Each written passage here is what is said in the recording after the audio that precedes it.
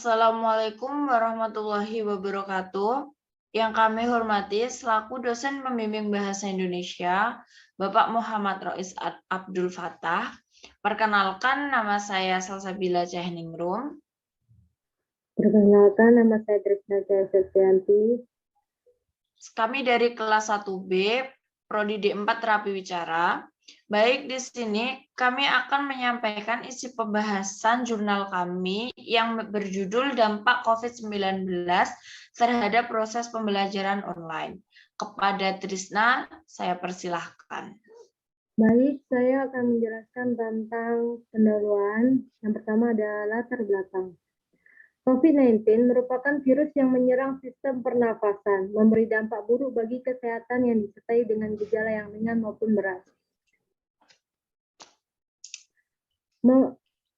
Virus ini menular melalui kontak fisik, memakai barang secara bergantian, dengan pasien yang positif COVID-19 tidak memakai masker pada saat berbicara. Virus ini merupakan penyakit yang tidak diprediksi akan terjadi sebelumnya. Tanda-tanda dan gejala COVID-19 yang tergolong berat terjadinya sindrom pernafasan akut, menyebabkan pneumonia, gagal ginjal, dan yang paling fatal berakibat kematian. Kasus COVID-19 ini meraba ke segala aspek kehidupan, bahkan sektor pendidikan pun sangat memperhatikan. Dalam proses pembelajarannya, tidak lagi dapat dilakukan dalam bentuk tatap muka. Upaya pemerintah untuk tetap melakukan proses pembelajaran pun dilakukan secara jarak jauh atau online, atau lebih dikenal dengan pembelajaran daring. Siswa atau mahasiswa di rumah dan pengajar dalam hal ini guru ataupun dosen tetap melakukan tugasnya dengan mengajar dari rumah. Proses pembelajaran jarak jauh atau online pun mulai dirasakan di kampus. Semua aktivitas, baik itu perkuliahan maupun seminar-seminar yang dilakukan secara daring. Mahasiswa yang ekonomi lemah pun diberikan bantuan pulsa data untuk mendukung proses perkuliahan mereka. Mahasiswa dan dosen dituntut untuk tanggap teknologi. Kenyataan di lapangan, mahasiswa merasa kuliah secara online dianggap tidak efektif karena berbagai faktor, baik itu jaringan, biaya, dan bahkan ilmu yang diperoleh juga tidak maksimal. Di sini kami mengambil rumus masalah. Yang pertama, bentuk pembelajaran apa yang digunakan oleh dosen ketika melakukan proses pembelajaran secara online di masa pandemi COVID-19. Yang kedua, apa kendala dari proses perkuliahan online di masa pandemi COVID-19. Yang ketiga, saran apa yang dapat diberikan agar proses pembelajaran online dapat dilakukan secara lebih efektif ke depannya. Metode penelitian. Jenis penelitian ini menggunakan penelitian kuantitatif. Menurut Sugiono, penelitian kuantitatif adalah penelitian yang digunakan untuk meneliti pada kondisi objek alamiah, di mana peneliti merupakan instrumen kunci.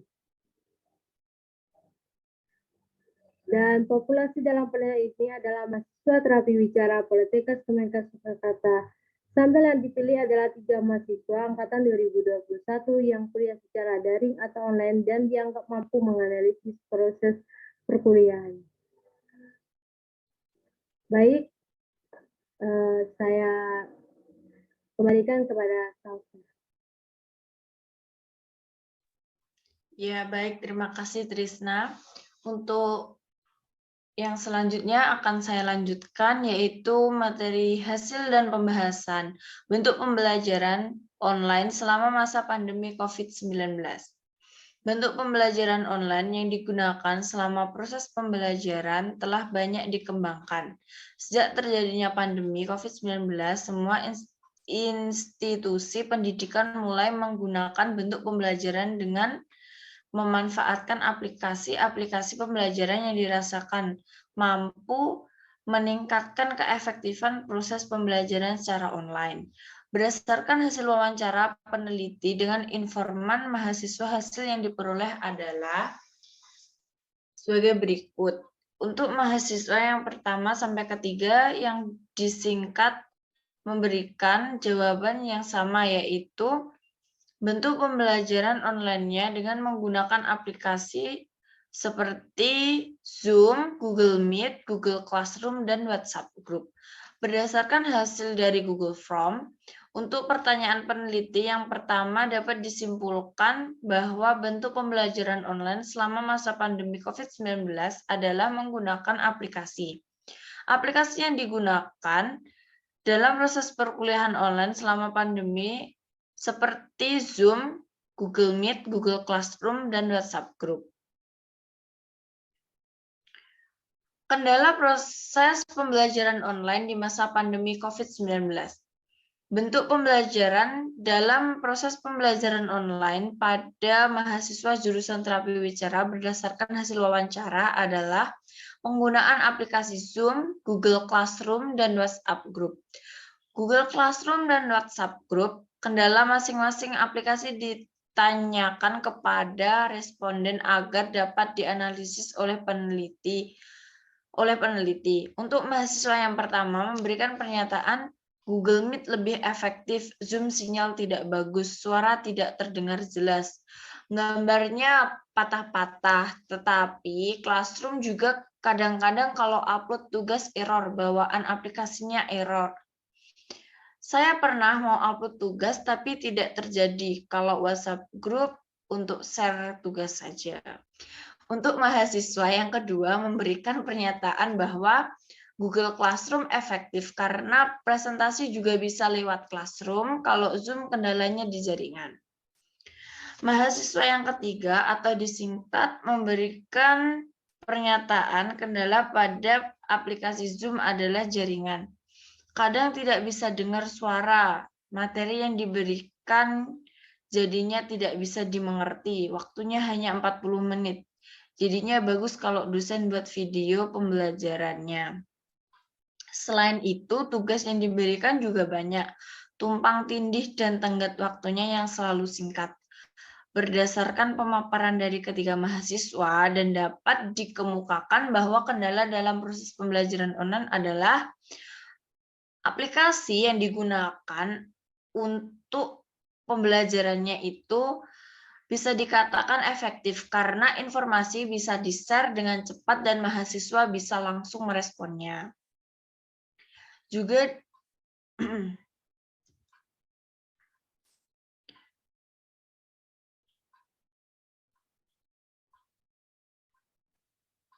entah itu terkait jadwal perkuliahan, materi, ataupun informasi mendetail terkait tugas dan ujian. Tetapi terkadang Google Classroom juga sering error bawaan aplikasi. Untuk aplikasi Zoom menjadi kendala bagi mahasiswa karena jaringan. Terkadang materi tidak tersampaikan dan waktu yang dirasakan tidak efektif. Jaringan internetnya tidak stabil. Baik, untuk selanjutnya ada saran untuk proses pembelajaran online ke depannya.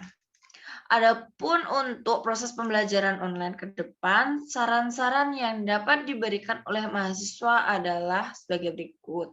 Untuk mahasiswa yang pertama, memberikan saran. Terkadang dosen memberikan materi dan tugas tanpa penjelasan sehingga diharapkan ke depannya dosen dapat memudahkan mahasiswa dengan video pembelajaran. Untuk mahasiswa kedua, kalau bisa jangan kuliah sampai malam dan juga jangan merespon Classroom sampai malam hari.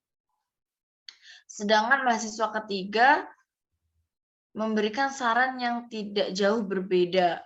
Lebih bagus kalau dosen buat video pembelajaran. Berdasarkan pemaparan mahasiswa dapat dikemukakan bahwa proses pembelajaran akan lebih efektif jika semua fasilitas tersedia. Baik, untuk materi selanjutnya akan disampaikan oleh Trisna lagi. Baik, saya akan membacakan tentang kesimpulan dan saran. Kesimpulannya berdasarkan penelitian yang telah dilakukan, maka kesimpulan dapat ditemukan dari berikut. Yang pertama, bentuk pembelajaran online selama pandemi COVID-19 adalah penggunaan aplikasi. Aplikasi apa saja? Ada aplikasi Zoom, Google Classroom, Google Meet, dan WhatsApp Group. Kendala yang dihadapi dalam proses pembelajaran online adalah satu, aplikasi yang digunakan untuk aplikasi WhatsApp Group dan Google Classroom bisa dikatakan efektif. karena informasi perkuliahan terdistribusi secara cepat. Ya, terus jaringan internet yang tidak stabil, mahasiswa sebagian besar telah difasilitasi dengan kuota belajar. Yang ketiga, ilmu yang diberikan belum tersampaikan secara baik. Saran yang dapat diberikan oleh responden untuk proses pembelajaran online selama pandemi COVID-19 adalah proses pembelajaran akan lebih efektif jika semua fasilitas tersedia. Sekian dari saya. Saya kembalikan kepada Salsa. Baik, terima kasih untuk Kak Trisna. Dikarenakan materinya yang sini sudah selesai, kita kembali ke abstrak untuk penjelasannya lagi untuk Kak Trisna.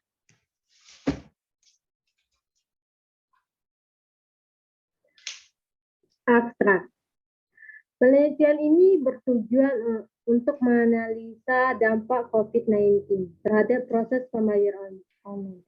Adapun permasalahan penelitian yaitu bagaimana bentuk pembelajaran online selama pandemi COVID-19, kendala yang dihadapi dalam proses pembelajaran online selama pandemi COVID-19, dan saran apa yang dapat diberikan agar pembelajaran online ke depan lebih efektif. Penelitian ini menggunakan teknik pengumpulan data, menggunakan wawancara, observasi, dan sumber analisis data menggunakan analisis interaktif. Dengan responnya 3 orang mahasiswa adalah mahasiswa angkatan 2021 jurusan terapi bicara yang dianggap mampu untuk melakukan analisis proses pembelajaran online. Hasil yang diperoleh yaitu proses pembelajaran yang dilakukan selama masa pandemi COVID-19 adalah dilakukan secara online. Bentuk pembelajarannya menggunakan aplikasi. Aplikasi yang digunakan adalah aplikasi Zoom, Classroom, Google Meet, dan WhatsApp Group. Kendala yang dihadapi adalah jaringan internet yang tidak stabil, aplikasi yang digunakan, dan ilmu yang belum tersampaikan secara efektif. Serta saran yang dapat diberikan adalah proses pembelajaran online dapat lebih efektif ke depannya.